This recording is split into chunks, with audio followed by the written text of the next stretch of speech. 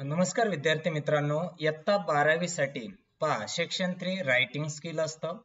यामध्ये आपण 2025 साठी आता जी एक्झाम येणारी आहे तुमची, या परीक्षेसाठी आपण रायटिंग स्किलची या ठिकाणी तयारी करून घेणार आहोत. तर विद्यार्थी मित्रांनो, यामध्ये क्वेश्चन 4 असतो. क्वेश्चन 4 मध्ये तुम्हाला क्वेश्चन 4 ए, क्वेश्चन 4 बी, क्वेश्चन 4 सी आणि क्वेश्चन 4 डी हे 4 मार्क्सचे सगळे क्वेश्चन्स असतात. आता पहा क्वेश्चन 4 कशा पद्धतीने विचारला जातो. Complete the activities as per the instructions given below. जसे इन्स्ट्रक्शन्स दिलेले आहेत त्या पद्धतीने आपल्याला ऍक्टिव्हिटीज पूर्ण करायच्यात. 16 मार्क्स साठी हा क्वेश्चन 4 आहे. इयत्ता 12वी साठी अतिशय महत्वाचा असणारा हा क्वेश्चन. आता यामध्ये क्वेश्चन 4 ए यामध्ये काय असेल पहा, attempt any one of the following activities. मग पहिला असेल ड्राफ्टिंग अ व्हर्च्युअल मेसेज, त्याला ऑर मध्ये असेल स्टेटमेंट ऑफ पर्पज आणि त्याला ऑर मध्ये असेल ग्रुप डिस्कशन.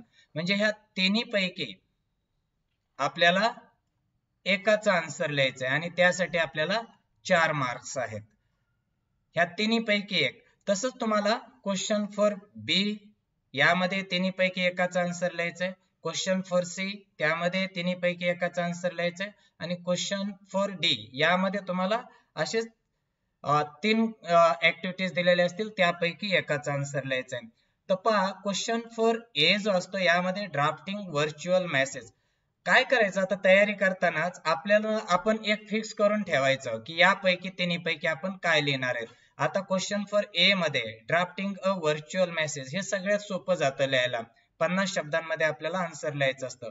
त्यामुळे बाकीचे 2 काय आहेत हे पाहायचीच गरज नाही. आपण फक्त प्रत्येकातील एक फिक्स करायचं की कोणत्याचा आन्सर लिहायचं आणि तेवढीचीच तयारी करत राहायचंय परीक्षेपर्यंत. तर आजच्या व्हिडिओमध्ये आपण पाहणार आहोत ड्राफ्टिंग अ व्हर्च्युअल मेसेज. तर हा व्हर्च्युअल मेसेज कसा तयार करायचा. ड्राफ्ट म्हणजे तयार करणे. तर पहा क्वेश्चन कशा पद्धतीने विचारला जातो. ड्राफ्टिंग अ व्हर्च्युअल मेसेज 4 मार्क्स साठी. तर या ठिकाणी तुम्हाला एकतर कन्व्हर्सेशन दिलेलं असतं किंवा माहिती दिलेली असते आणि त्या माहितीच्या आधारे आपण व्हर्च्युअल मेसेज तयार करायचा असतो. आता या क्वेश्चन मध्ये काय माहिती दिली आहे पहा. हा क्वेश्चन 2024च्या प्रश्नपत्रिकेतील आहे. तर यामध्ये पहा, मनीषा एक ग्रॅज्युएट मुलगी आहे.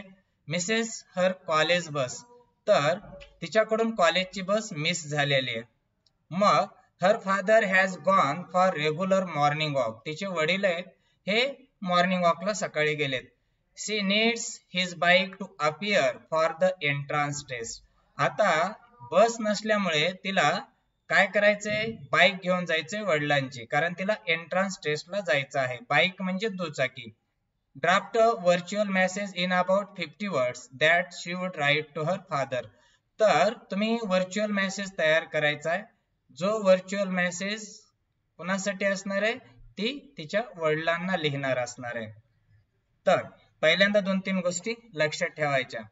मेसेज लिहिणारी आहे मनीषा. मेसेज कुणाला लिहिणार आहे, तर वडिलांना. आपल्या ह्या 2 गोष्टी अगोदर लक्षात आल्या पाहिजेत, कोण कोणाला मेसेज लिहित आहे.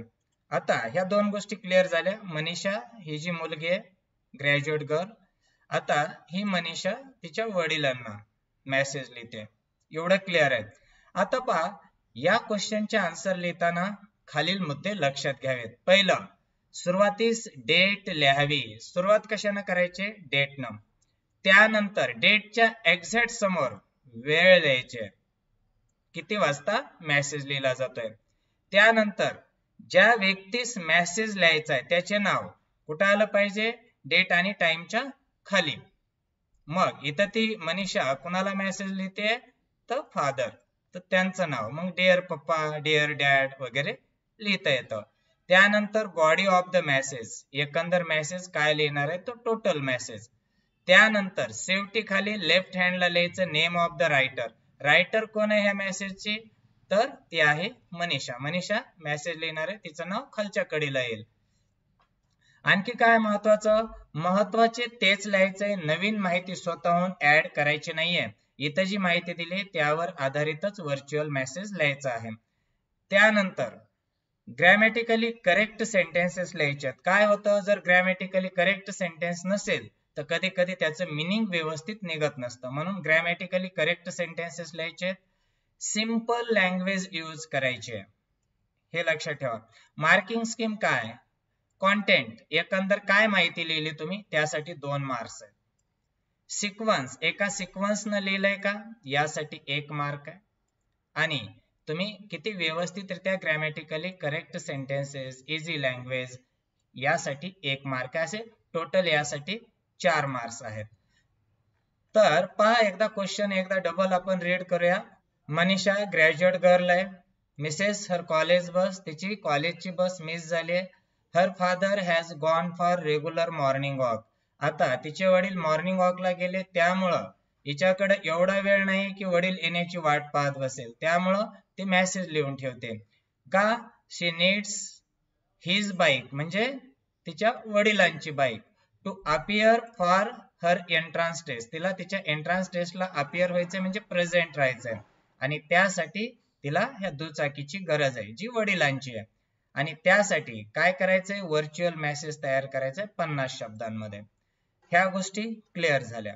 चला तर सुरुवातीला काय करायचं म्हटलं मी, डेट लिहायची. आपण सुरुवातीस लिहूया डेट. आज आहे 10 सप्टेंबर. तर या पद्धतीने आपण इथं लिहूया 10 सप्टेंबर. टाइम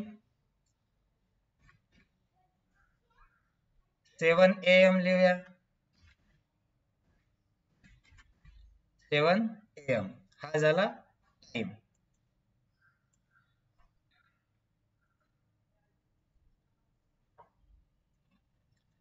आता पहा, डेट लिहिली, टाइम लिहिलं, बरोबर आहे. सुरुवातीस डेट, नंतर वेळ, टाइम. ज्या व्यक्तीस मेसेज लिहायचा आहे त्याचे नाव. तर ज्या व्यक्तीस मेसेज लिहायचा आहे, कोणाला लिहायचा आहे, वडिलांना. तर आपण इथं लिहूया डिअर पप्पा. तर कॉमा द्यायला विसरायचं नाहीये. त्यानंतर काय करायचंय, बॉडी ऑफ द मेसेज. काय आहे बॉडी ऑफ द मेसेज, तर मनीषा जी आहे कॉलेज गर्ल आहे, ग्रॅज्युएट कॉलेज गर्ल आहे. तिनं तिची कॉलेज बस मिस केली आणि तिचे जे वडील आहेत मॉर्निंग वॉकला गेलेत. आता बस मिस झाल्यामुळं तिला बाईक घेऊन जायचंय. एकंदर कशासाठी, तर तिला एंट्रन्स टेस्टला अपियर व्हायचंय. हीच माहिती इथं ऍड करायची आहे. मग या ठिकाणी आपण व्हर्च्युअल मेसेज लिहूया. Today I have an entrance test. आज मला एंट्रन्स टेस्ट आहे.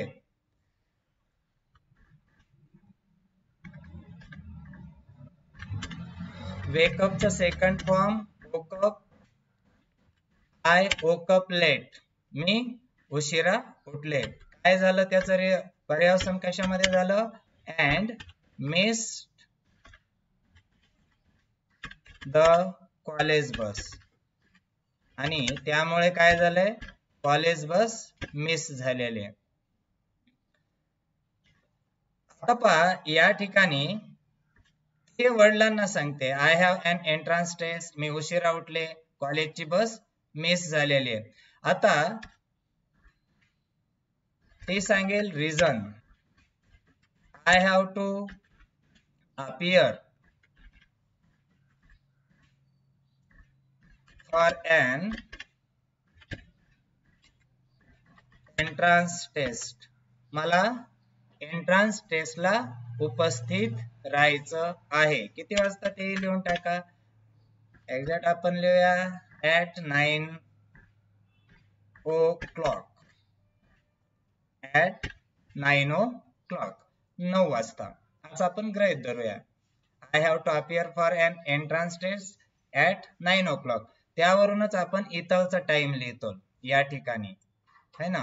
हा जो टाइम आहे तो अगोदरचा. मग आता सो म्हणून I need your bike. Bike म्हणजे दुचाकी.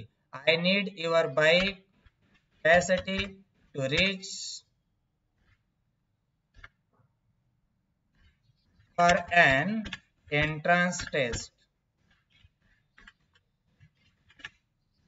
on time. So I need your bike to reach for an entrance test on time. वेळेवर एंट्रन्स टेस्टला पोहोचण्यासाठी मला बाईकची गरज आहे. आता पहा या ठिकाणी पुढे एक्स्ट्रा माहिती आपण काहीच ऍड करायची नाही. आपण गृहीत धरूया की वडिलांना काळजी वाटेल की बाईक घेऊन जाणार आहे, तर आपण त्या ठिकाणी लिहूया I will come back within 2 hours. मी 2 तासामध्ये वापस येईल. जी माहिती दिली त्याला गृहीत धरूनच हे सगळं लिहायचंय. Don't worry, I will ride your bike properly लिहा किंवा वेल लिहा. I will ride your bike properly. मी तुमची बाईक प्रॉपरली चालवेल. So I will take care and come back after completing my entrance test.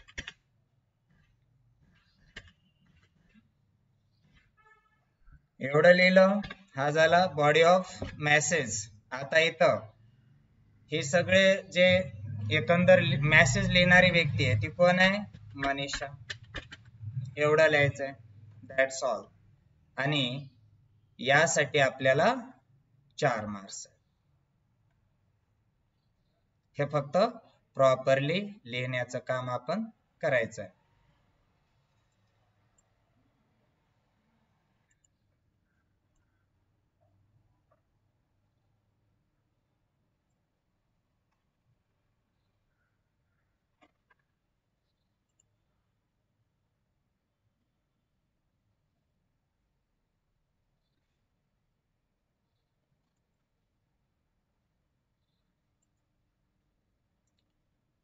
या पद्धतीनं हा व्हर्च्युअल मेसेज तयार होईल. काय लिहिलं आपण? 10 सप्टेंबर. आजची तारीख लिहिली मी 7 AM.